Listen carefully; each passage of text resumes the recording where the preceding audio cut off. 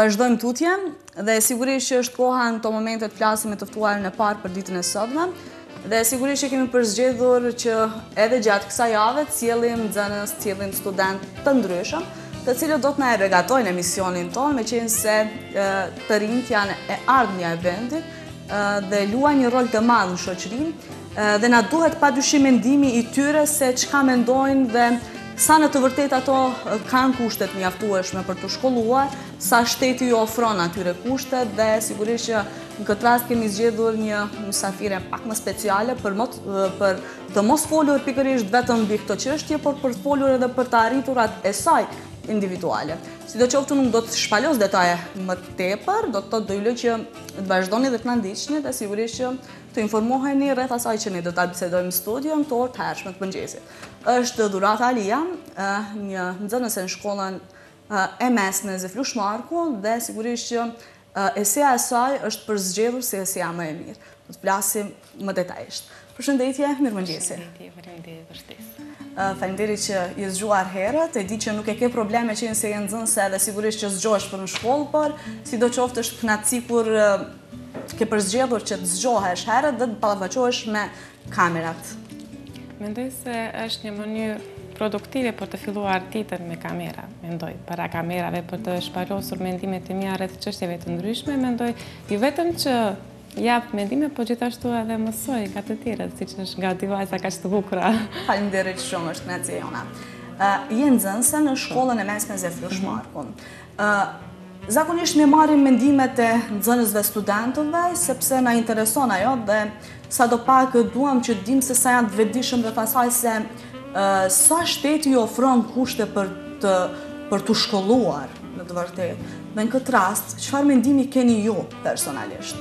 Nëse duhet të jem reale, shteti, mendoj sistemi arsimor i Maqedonisë nuk ju ofron aspak kushte nxënësve shqiptar. Duke filluar nga ajo se objektet fillimisht janë të vjetra, si dhe pajisjet në to. Dhe jo vetëm objektet, mendoj shkollat fillore dhe të mesme, por edhe universitetet nuk kanë kushte të duhura. Pas asaj hasin në probleme të shumta me transportin vet. Dhe nuk ngele vetëm me transportin, por kemi shumë probleme edhe me libra. Librat nuk janë azhur. Dhe neve e dim se çdo 5 vite informatët në botë dyfishohen. Edhe është një fatkeqësi në vete që nxënësi shqiptar në këtë botë kaq dinamike në vitin 2017 të mbetet i prapambetur për shkak të librave që kanë votimin e viteve 2002. Dhe jo vetëm me kaq nuk ngele domethënë vetëm ana infrastrukturore, por gjithashtu edhe na mungon mësimi apo ana e mësimit praktik, domethënë përveç se të zhvillohet ana teorike, gjithashtu edhe ana praktike. Truri jonë është ndërtuar në atë mënyrë që përderisa mësimi domethënë absorbohet nga hemisfera e majtë, e cila merret domethënë me mësimin teorik, duhet të jetë në një ekuilibër me hemisferën e djathtë, e cila domethënë merret me konceptime dhe me vizualizimin e gjërave. Dhe përderisa tek nxënësi shqiptar nuk gjehet dot një ekuilibër, dituria mbetet domethënë le të themi e gjysmake, domethënë nuk është produktive sepse harrohet, mendoj mësimi përmendesh.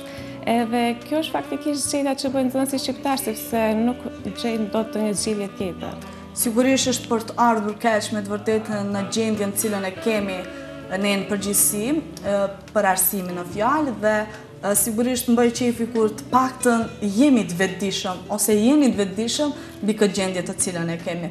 Uroj që gjatë viteve të ardhshme kur edhe thash më herët do të thotë se jeni ardhmja e vendit, jemi ardhmja e vendit, ta ndryshojmë këtë koncept, sepse me të vërtetë duhet dikush ta bëjë. Po, Dhurata, eseja jote është përzgjedhur si eseja më e mirë. Mund ta flasësh diçka më shumë mbi këtë çfarë temë është trajtuar apo diçka më shumë? Patjetër, domethënë eseja ime ishte titulluar Nëse jetoj me Shakespeare, nuk më duhet të vizitoj Pitagorën.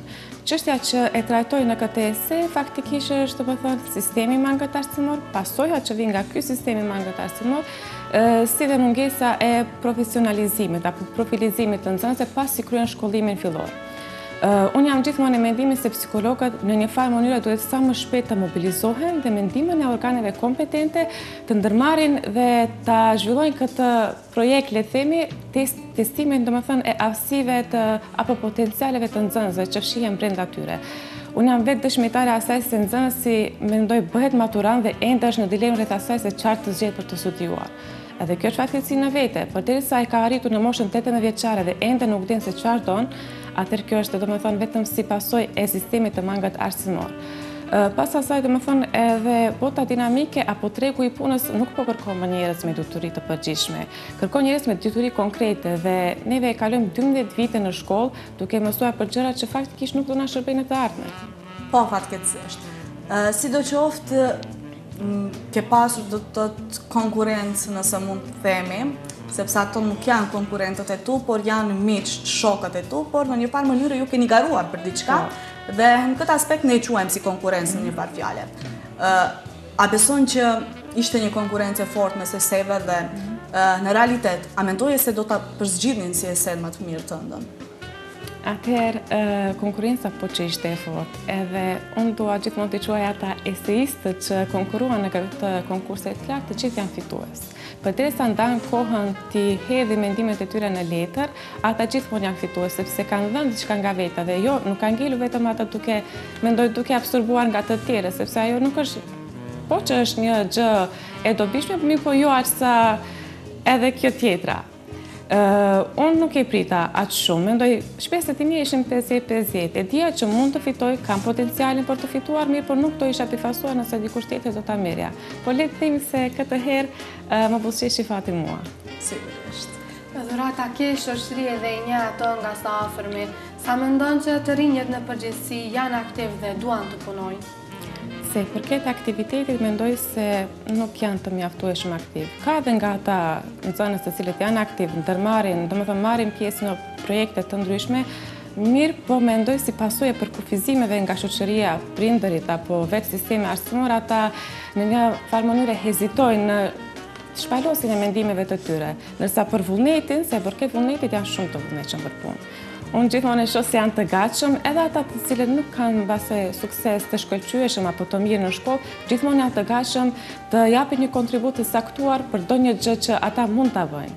Po, dhe zakonisht përveç atyre mësimeve shkollore të cilat i mirëni do të thotë në shkollat mesme, në fakultete dhe kështu me radhë, si e vlerësoni arsimin jo formal, do të thotë a ka organizata, shoqata të ndryshme ku të rinjët mund që ta kalojnë kohën tjetër, do të thotë pjesën tjetër të ditës në këto organizata, dhe sa në të vërtet këto organizata kanë dyert e hapura për të rinjët në përgjithësi dhe ju ofrojnë do të thotë kushte për të qenë aty.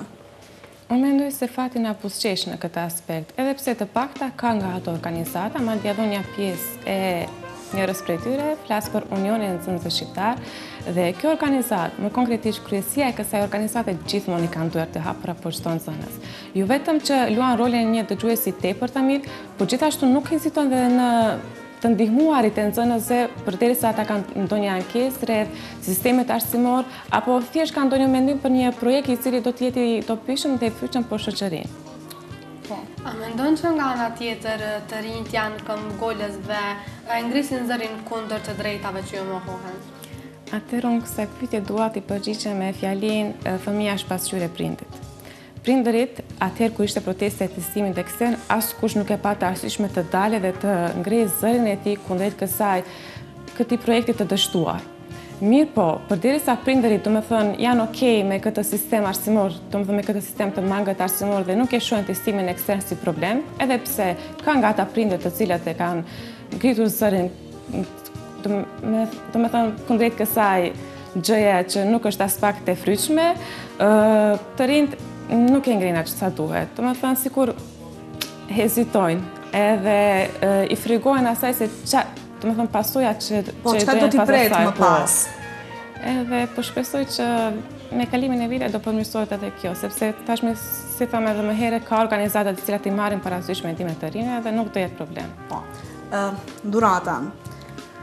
Meqenëse se je shumë e vetëdijshme rreth mangësive të cilat i posedon ti si nxënëse në këtë shtet, a beson që do të vazhdosh me studime këtu?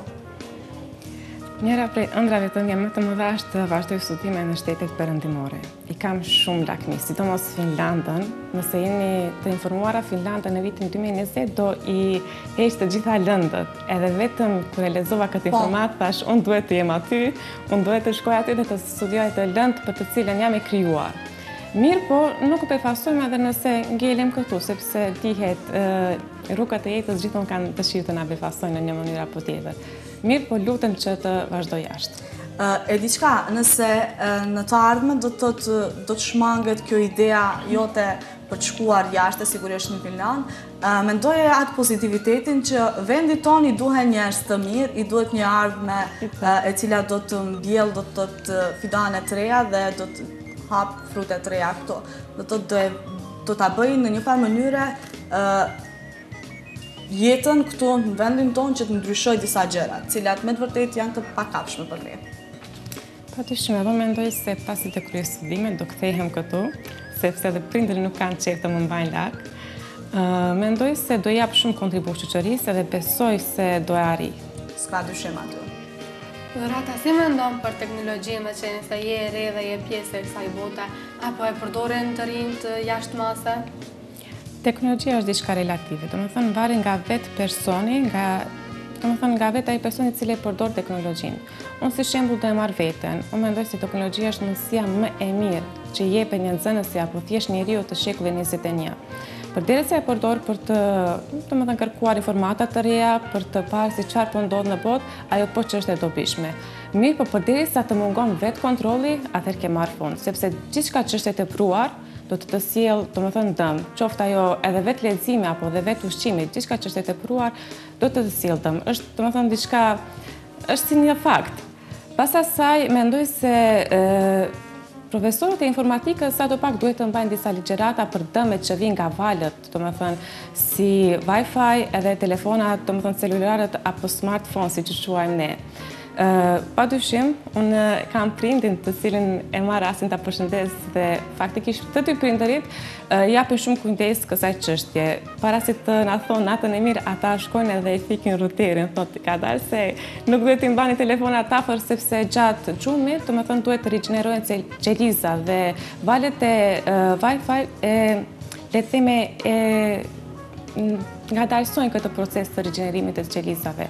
Edhe për këtë, teknologjia domethënë sa është e dëmshme, aq është edhe dobishme.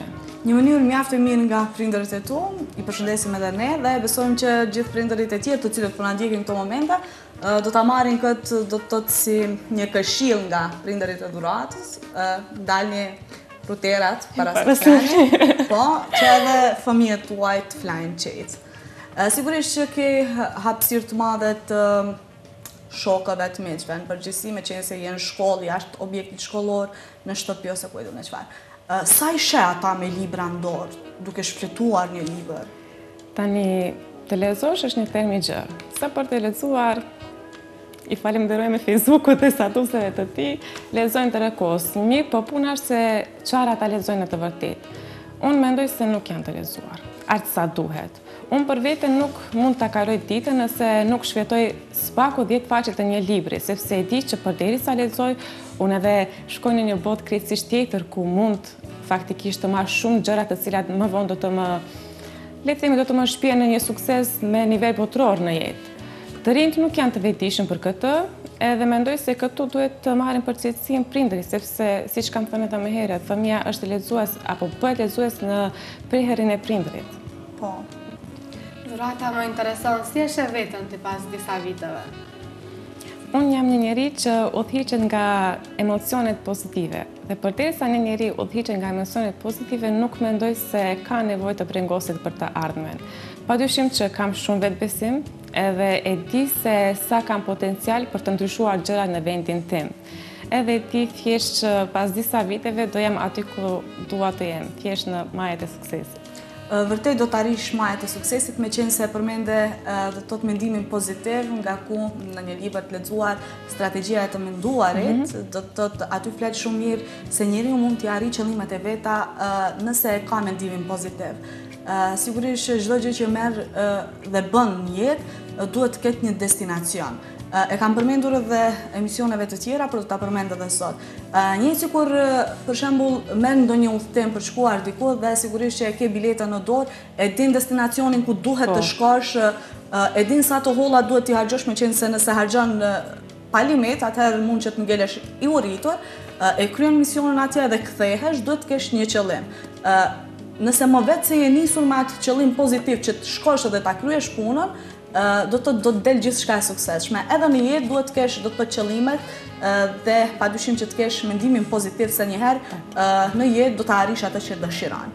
Dhe nuk dyshojnë këtë aspekt, me qenë se ishte një fjalë e cila sa do pak të ngjall kurreshti se mund bëhesh diçka në të ardhmen dhe nuk dyshojnë atë.